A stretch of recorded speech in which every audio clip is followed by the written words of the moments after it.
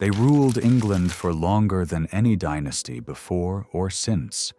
3 centuries of unbroken succession, 8 different branches, 14 kings. They built cathedrals that still stand, forged laws that shaped the modern world, conquered territories from Scotland to the Holy Land.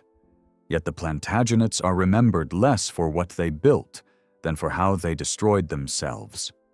Brother against brother, father against son, cousin murdering cousin in a cycle of ambition and bloodshed that would culminate in a war so brutal it would be named for flowers. This is the story of a family that could conquer nations, but never master their own nature. The name itself tells you everything. Plantagenet comes from the Latin Plantagenista, the broom plant. Geoffrey of Anjou wore a sprig of golden broom in his hat as he rode into battle, a bright splash of color against the iron and leather of 12th century warfare. His son would become Henry II of England, the first Plantagenet king, though the family would not use that name for themselves until centuries later. What began with Geoffrey's ambition in the fields of Anjou would spread across an empire that stretched from the Scottish borders to the Pyrenees. At its height, the Plantagenet domains were larger than the Kingdom of France itself. This was the Angevin Empire, a patchwork of territories held together not by shared language or culture, but by the sheer force of one family's will. Henry II took the throne in 1154, ending 19 years of civil war that had left England exhausted and lawless. He was 21 years old, stocky and barrel-chested, with a temper that could clear a room and an intellect that could outwit the cleverest advisors in Europe. He married Eleanor of Aquitaine, the most powerful woman on the continent, who brought with her vast lands in France and a political cunning that matched his own. Together they ruled an empire, but their marriage was a battlefield. Henry's conflict with Thomas Becket revealed the dangerous intersection of royal power and personal loyalty. Becket had been Henry's closest friend, his chancellor, the man who understood his mind better than anyone at court. When Henry made him Archbishop of Canterbury in 1162, he expected a compliant ally who would help him control the English Church. Instead, Becket underwent what seemed to contemporaries a genuine transformation. The courtier became an ascetic. The king's man became God's champion. He opposed Henry on clerical privileges, on the jurisdiction of church courts, on the king's attempts to extend royal authority over ecclesiastical matters. Their friendship curdled into mutual hatred. Becket fled to France, remained in exile for 6 years, then returned to England in 1170 and immediately excommunicated bishops who had supported the king. Henry, spending Christmas at his castle in Normandy, allegedly erupted in one of his legendary rages. 4 of his knights interpreted his words as a command. They crossed the Channel, rode to Canterbury, and murdered the archbishop in his own cathedral on the 29th of December, hacking him down at the altar as monks screamed in horror. The killing scandalized Christendom. Henry was forced to do public penance, walking barefoot through Canterbury while monks flogged him. Becket became a saint within 3 years. Henry had won the immediate confrontation, but lost something more valuable: the moral authority that medieval kingship required. The consequences rippled through his family. Eleanor of Aquitaine, 15 years older than Henry and infinitely more experienced in the brutal realpolitik of medieval succession, recognized that her husband's authority was fracturing. In 1173, she orchestrated a rebellion that united 3 of their sons, the kings of France and Scotland, and most of Henry's continental vassals against him. The revolt failed. Henry's military genius and the loyalty of key commanders kept him in power, but Eleanor was captured trying to escape to France dressed in men's clothing.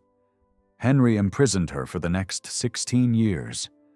She would outlive him, outmaneuver him from captivity, and eventually emerge as one of the most powerful political figures in Europe. But the damage was done. The Plantagenet pattern was established. Family as weapon, trust as liability, love as a weakness to exploit. 3 of their sons would rebel against their father. 2 would die before claiming the throne. The 3rd would become one of England's most legendary kings. Richard I, called the Lionheart, spent only 6 months of his 10-year reign actually in England. He spoke French, lived in France, and saw his island kingdom primarily as a source of revenue for his crusading ambitions. Yet he became an icon. His military genius was undeniable. At the Siege of Acre, he orchestrated the recapture of a city that had resisted Crusader armies for 2 years. At Arsuf, he broke Saladin's forces in open battle, a feat few European commanders could claim. But Richard's legend rests on something deeper than tactical brilliance. He embodied a medieval ideal of kingship that valued courage and honor above administrative competence.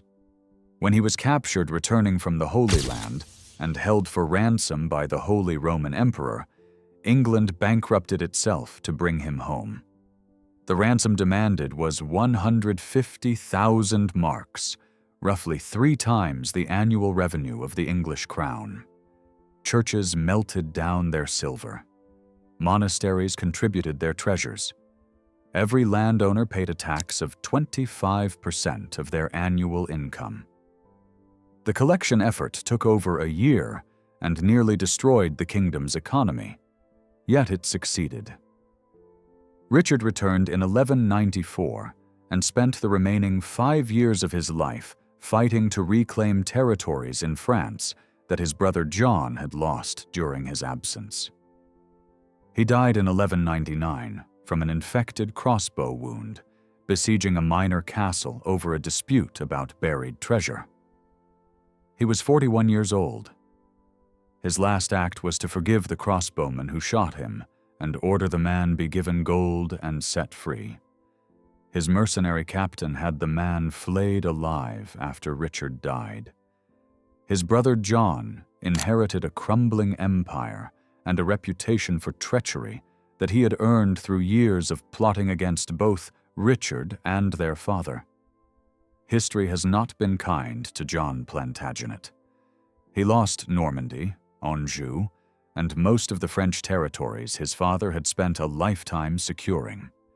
He quarreled with the Pope over the appointment of the Archbishop of Canterbury and found England under interdict for 6 years, the churches closed, the sacraments suspended, the dead buried in unconsecrated ground. Marriage became a private contract. Baptism was conducted at church doors rather than inside sacred space. The spiritual life of England was frozen. John eventually capitulated in 1213, but the damage to his authority was catastrophic. He taxed his barons until they rose in open rebellion, forcing him to sign a document at Runnymede in 1215 that would change the course of English history. Magna Carta was not the charter of universal liberty it would later be claimed to be. It was a feudal document, protecting baronial privileges more than common rights. But it established a principle that would resonate through the centuries. Even a king could be bound by law. John died the following year at Newark Castle, his body racked by dysentery, his mind perhaps unhinged by the loss of his baggage train and treasury in the Wash, swallowed by quicksand and tidal waters. His 9-year-old son became Henry III. Henry III reigned for 56 years, longer than any English monarch before Queen Victoria. He was pious, artistic, a patron of architecture who rebuilt Westminster Abbey into the Gothic masterpiece that still dominates London. He commissioned the Cosmati pavement that still lies before the high altar, importing craftsmen from Rome to create geometric patterns in colored marble that were meant to represent the cosmos itself. He kept a menagerie at the Tower of London, including lions, leopards, and a polar bear that was allowed to hunt fish in the Thames. He was also politically inept, perpetually short of money, manipulated by foreign advisors, and eventually overthrown by his own barons in a civil war that saw him briefly imprisoned by Simon de Montfort, a French nobleman who had married Henry's sister and become one of the most powerful magnates in England. De Montfort summoned what would be called the First English Parliament in 1265, including not just barons and bishops, but also representatives from counties and towns. It was a revolutionary moment, though de Montfort himself was motivated more by personal ambition than democratic ideals. Henry was restored to power by his son, the Lord Edward, who crushed the rebellion with methodical brutality at the Battle of Evesham. De Montfort's body was mutilated after death, his head cut off and sent to his widow, his testicles hung on either side of his nose. Medieval warfare offered no mercy to defeated enemies. When Edward became king in 1272, the Plantagenet dynasty reached perhaps its peak of effective power. Edward I was a king of iron will and strategic vision. He stood 6'2" in an age when most men barely reached 5.5 feet. Contemporaries called him Longshanks. He conquered Wales between 1277 and 1284, building a ring of massive stone fortresses at Conwy, Caernarfon, Harlech, and Beaumaris that still stand as monuments to medieval military engineering. The conquest was brutal and systematic. Welsh princes were hunted down. The last independent Prince of Wales, Llywelyn ap Gruffudd, was killed in a skirmish and his head displayed on a pike at the Tower of London. Edward's son, born at Caernarfon Castle, was presented to the Welsh as their new prince in a ceremony designed to humiliate a conquered people. The castles themselves were instruments of occupation, garrisoned by English soldiers, provisioned through English-controlled ports, designed to control movement and suppress resistance. They cost a fortune. Edward spent over £80,000 on the Welsh castles alone, roughly the equivalent of the entire crown revenue for 4 years. He raised the money through taxation, through borrowing from Italian bankers, through squeezing every available resource from his kingdom. The resulting financial pressure would create tensions that lasted for generations. He attempted to conquer Scotland with the same methodology, earning himself the title Hammer of the Scots, though he would die before completing that ambition. His campaigns there were marked by exceptional savagery, even by medieval standards. After capturing Berwick in 1296, Edward's army massacred the population, including women and children who had taken refuge in churches. Contemporary chroniclers estimated 7,500 dead. Edward had William Wallace captured, dragged through the streets of London, hanged, drawn, and quartered, his body parts displayed in Newcastle, Berwick, Stirling, and Perth as a warning against rebellion. Yet Scotland refused to submit. Robert the Bruce emerged as a new leader, crowned himself king, and fought a guerrilla campaign that exploited every weakness in English occupation. Edward died in 1307, marching north for yet another Scottish campaign, ordering that his bones be carried at the head of English armies until Scotland was conquered. His son ignored the command and made peace instead. Edward II was everything his father was not: weak-willed, easily manipulated, more interested in his favorites than in governance. His relationship with Piers Gaveston, a Gascon knight of relatively humble birth whom Edward's father had exiled for corrupting the prince, scandalized the nobility.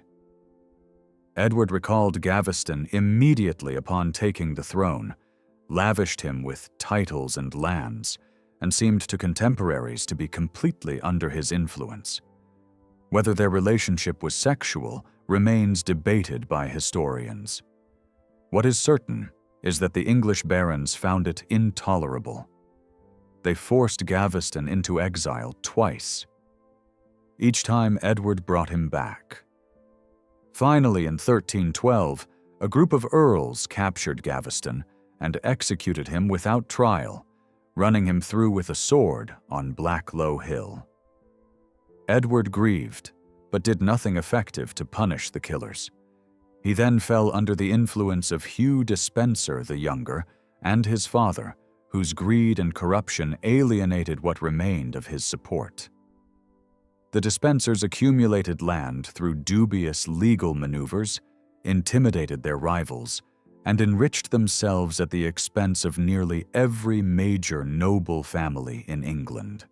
Edward's queen, Isabella of France, eventually invaded England in 1326 with her lover Roger Mortimer and an army of mercenaries.